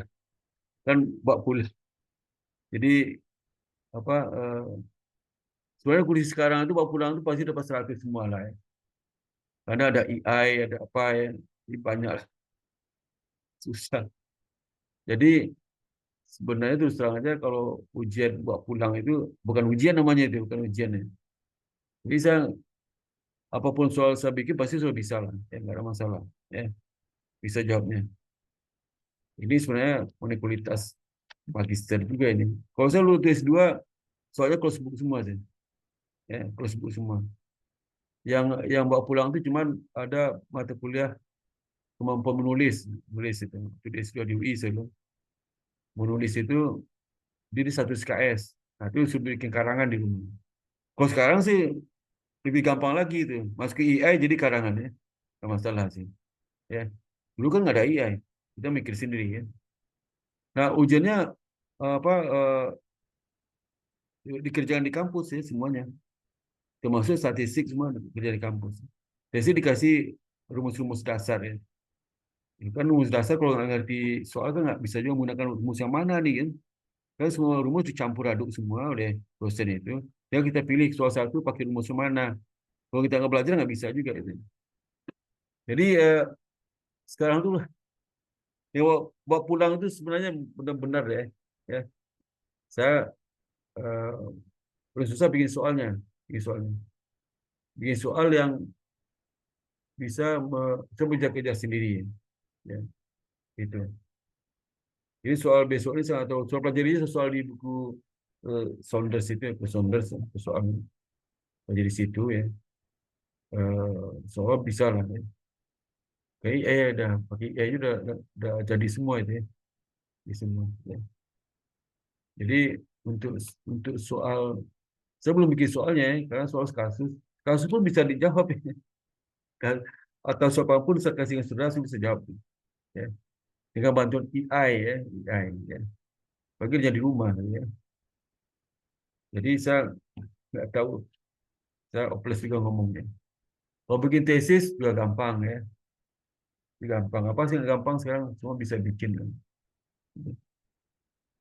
Jadi mau tinggal tunggu motivasi kuliah, kalau motivasi biar kuliah cek ilmu ya, selalu usahakan belajar baca bukunya ya. Ya. Ya sekarang apa mana nih?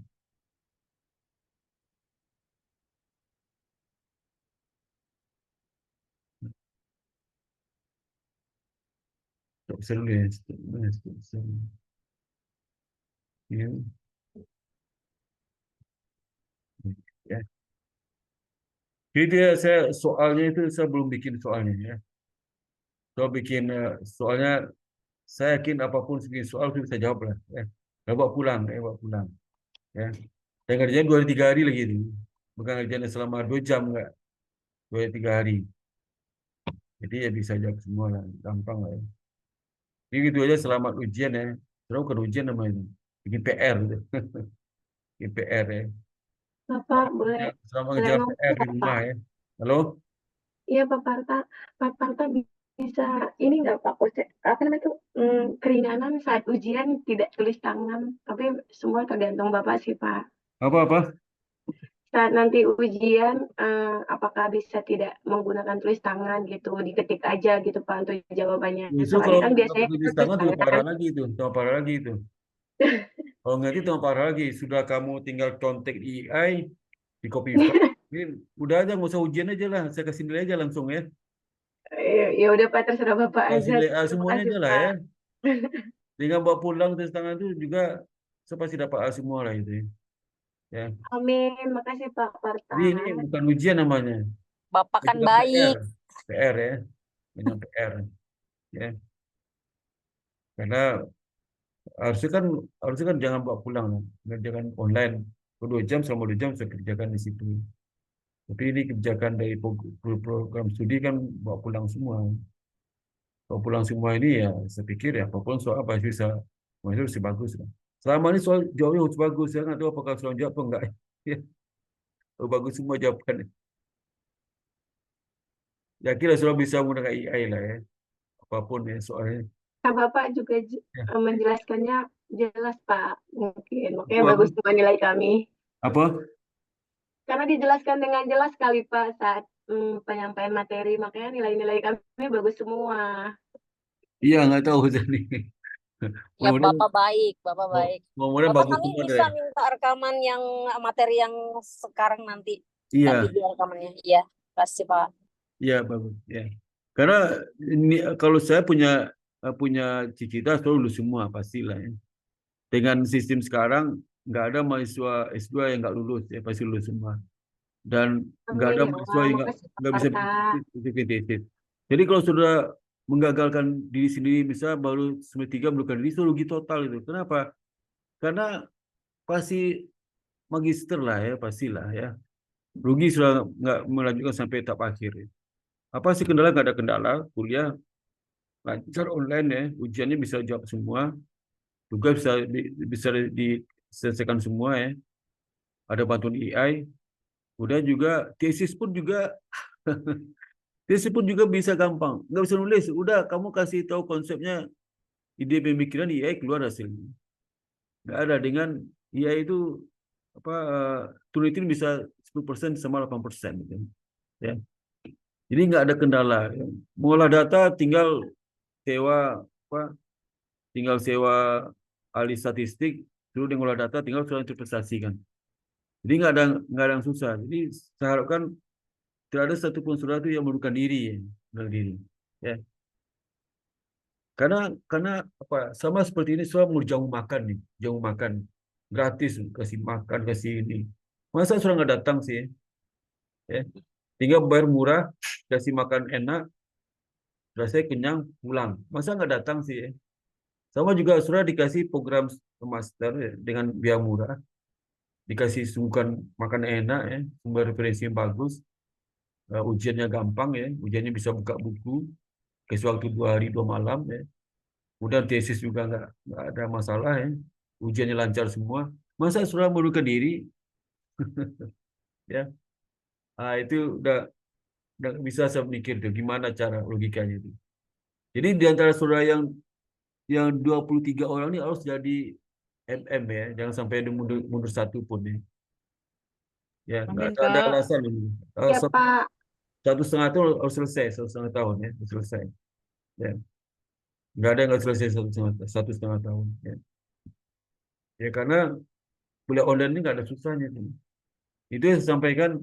Jadi nanti ujian saya belum tahu ujian apa, soalnya apa yang mau saya buat ini. Yang jelas soal itu tidak lepas dari apa yang saya ajarkan di kelas lain, apa yang diajarkan di online ini. Pasti di situ semua dan kemungkinan soalnya nggak susah gitu. Saya cari kasus yang susah juga itu. Jadi kasus panjang-panjang, percuma juga panjang-panjang kasus itu bisa selesai dengan baik ya. Ya cari yang soal sederhana bisa kamu jawab lah. Itu aja yang saya sampaikan ya. UTS sukses nanti bisa UTS TPS manajemen juga sama lah. Bisa soal cerna. Jadi jangan mundur jangan mundur ya. Jangan mundur kuliah sampai selesai semua ya. Ya, Pak. Dan Siap, Pak. jangan Siap. sampai tinggal ikut UTS, ikut semua UTS-nya ya. Ya, Pak. Siap, Ya, Pak. Pak. Sampai nggak ikut Doain ya, parah Pak. banget deh. Kalau nggak Kami ikut bisa parah selesai. banget. Ya. Jadi selamat ujian ya, selamat ujian dan sukses buat saudara semua ya. Dan jangan sisakan pengorbanan saudara Sabtu harus jalan-jalan sama keluarga, tapi terpaksa online. Nah, itu gunakan kesempatan itu. Ya, hanya 1,5 tahun, nggak lama itu ya, nggak lama ya. Itu ya. Bapak izin, Ya. Bapak, Ya, selamat ujian ya. Bapak Pokoknya waktunya izin. nanti 2 hari itu, soal Sabtu nanti kumpulkan Senin ya. Itu ya. Dan nggak boleh Bapak kelima izin, sama. Bapak. Boleh kelima sama ya. Nggak boleh nyontek, kerja sendiri aja. Ya. Pakai tulis tangan ya, tulis tangan. Ya. Siap, Pak. Oke, Pak. Pak, Bapak absen ulang, Pak. Oh ya, absen, Pak. seulang. Ya, Ada benar-benar. yang Absen nggak ulang, masuk. ya. Ya. Teman-teman ada yang belum diabsen. Ya, benar-benar. Pak, izin Pak, kemarin yang bahan pertemuan 6 boleh di-share Pak? Apa? Pertemuan yang ke-6 Oh ya, nanti yang bahan dari Bapak. saya Ya, cek. Siap. ya, Ya. ya. Nanti saya Terima cek kasih dulu. Bapak. Ya. Bentar ya.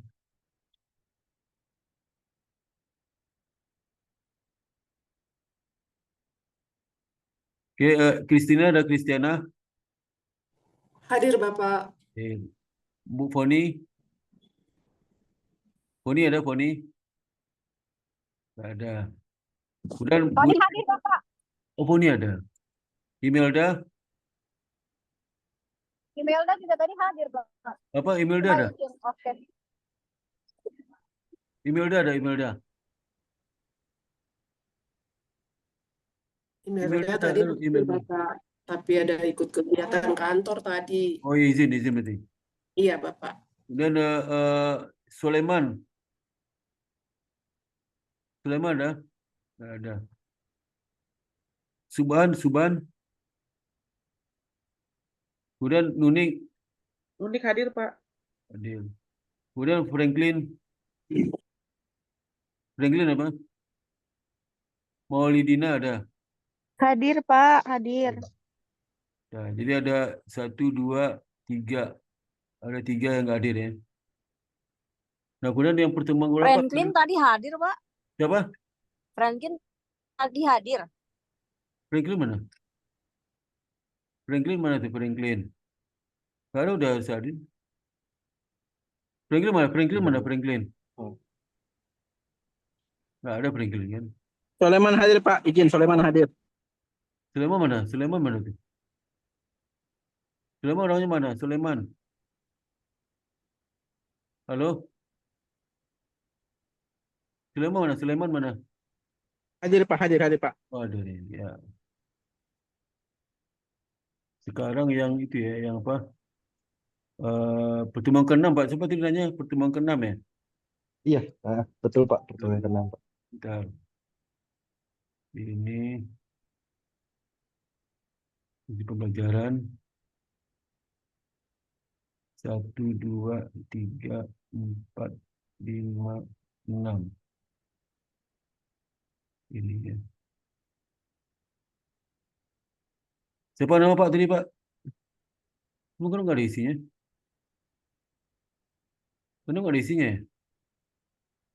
Oh ini kuliah Sabtu kemarin Bapak nggak ngajar, Bapak. waktu kuliah ke-6 Bapak, kuliah tadi pengantin. Franklin hadir, tapi dia punya HP habis apa baterainya, jadi dia keluar. Nggak di nih pertemuan ke-6 nggak ada nih. Tadi ada. Bukan nih Bapak tadi siapa yang mau koreksi pertemuan ke-6 tadi? Oh, itu Pak, maksudnya bahan presentasi Bapak yang untuk pertemuan ke-6. Ini apa sebentar loh. Bukan absensi Pak, tapi bahan presentasi. Bapak apa pertemuan berapa Pak? Yang mau tanyakan pertemuan Perte- berapa itu? Pertemuan ke-6 Pak, 6 nih ada nih. bahan bahan 6 nggak ada nih. presentasinya Pak. 6 ada nih. 2, 3, 4, 5, 6 udah nih. Itu dia, Pak, bahan presentasinya. Ini udah 6 udah nih. Bukan absensi Pak. Materinya apa? Materinya. Materi, maaf Pak. Oh materi Pak. pertemuan ke-6 belum Iya, belum saya masukin ya. iya Pak. Oh ya sebentar. Mohon maaf Pak. Ya. Makasih. Sebentar ya. Iya. Bentar. Ini. Bentar ya.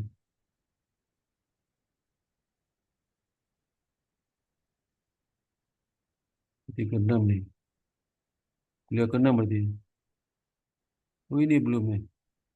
Kuliah apa nih? Oh iya.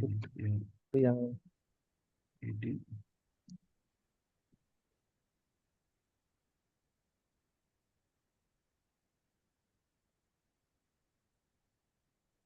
Bentar lagi itu ya.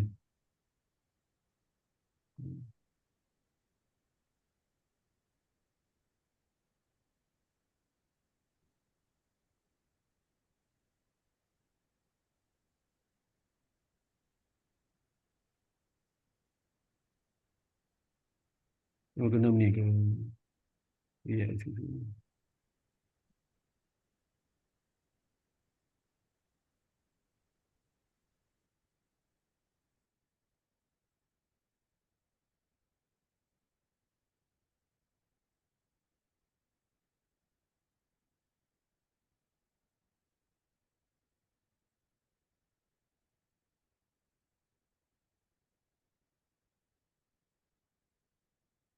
Udah ini ya. oke. Terima Nah, kasih Bapak. yang Terima kasih ke-5. Pak. Kasih 5 Pak. deh. 5 udah lengkap dia ya. Lengkap Pak. Sudah lengkap. Tinggal ya, hari ini aja. Iya. Materinya belum. Oke, kita foto dulu ya, foto dulu ya. Foto dulu ya. Oke, tolong dibuka videonya. Bukti hadir. Bapak Franklin hadir ya Pak. Ya, ya. Ya, situ. Buka semua videonya on cam semua. Ya, on cam semua ya. Oke, satu, ini ada on cam nih ya. Oke, 1, 2, 3. Senyum ya. Nah, sebentar saya masukin ke grup ya. Ke grup nih.